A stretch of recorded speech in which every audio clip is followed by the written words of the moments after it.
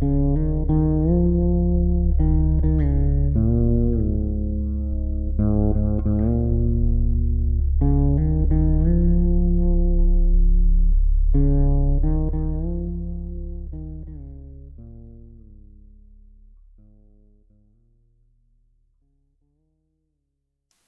to this video tour of the scale model of Alice S. Wentworth. The model is in 1:48 scale, or quarter inch equals 1 foot.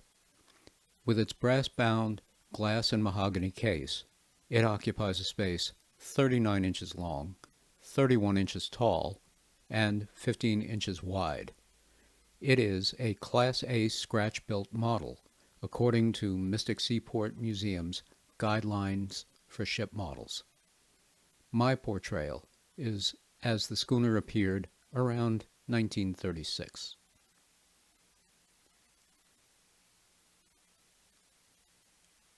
Why build a model of Alice S. Wentworth? Well, there are some good reasons this obscure little ship should be remembered. One is her unusually long life.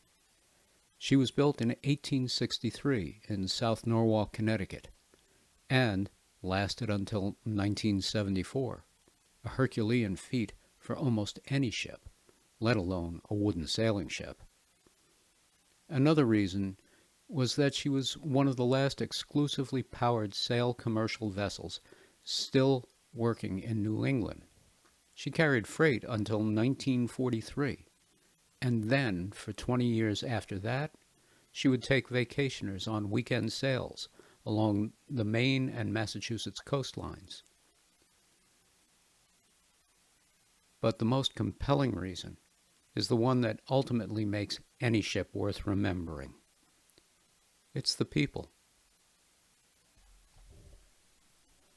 The people who sailed her, the people who cared for her, and whose lives were directly and indirectly affected by her success or failure. And their stories are absolutely worth remembering. Without a doubt, the person most responsible for bringing Alice S. Wentworth to the national attention was Zebulon Tilton of Martha's Vineyard. Born in 1866, Zeb was made for the salt life. Strong, independent, smart, with a quick wit and a photographic memory. He was the quintessential New England sea captain. For the 22 years that Zeb and Alice sailed together, they made a significant contribution to the country's maritime history. There have been books written and documentaries made about their exploits, and I would not be able to do justice to their tale in this small film. So, suffice it to say, discovering the story of Zeb and Alice S. Wentworth would be time well spent.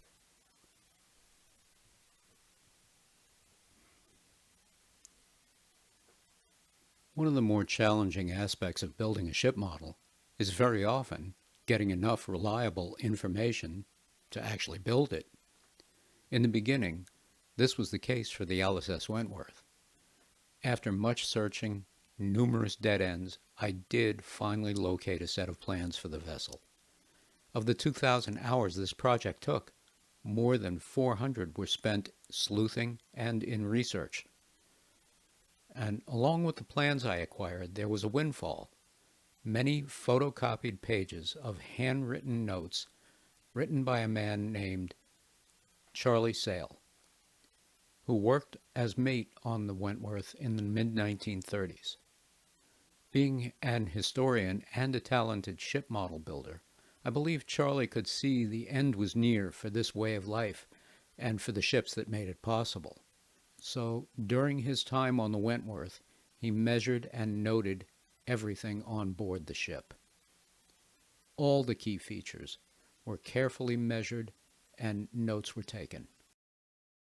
The dimensions of the windlass, the distance between features, the taper in the masts, how certain aspects of the running rigging were rove, sizes for the standing rigging and the running rigging lines.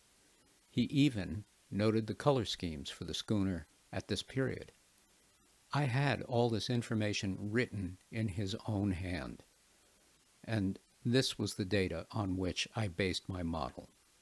The size, the shape, and relative positions of all you see on the model are a direct result of Charlie Sale's first-hand accounts.